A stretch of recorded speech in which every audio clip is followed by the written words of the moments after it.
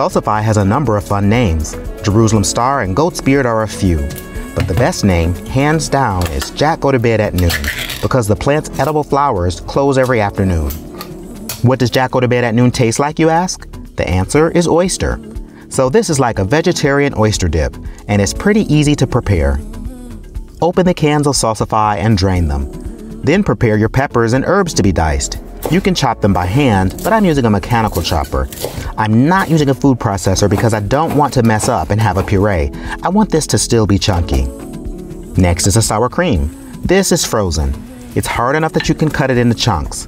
And I'm going to use a handheld smoker to smoke it. You can use any wood you like. I have a mix of hickory and apple today. Keep the cream in smoke for about 10 minutes. That should be enough time to infuse the flavor.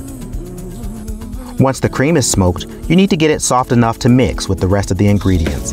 Some mayonnaise, the herbs, pepper, seasoning, and the Jack Go to Bed at Noon. Don't forget that. It's a party-worthy version of the classic seafood dip. We made this flatbread from scratch for the wine party. It's got yogurt and some flake salt. It's light, fluffy, and delicious. One of the perks of eating in person. You can also use store-bought flatbread for this dish. Just coat it in a bit of olive oil and coarse salt. Then bake it a bit to refresh it, or drop it on a hot grill to get some char. Or just put this dip on a slice of toasted sandwich bread. This smoky dip is great no matter how you use it.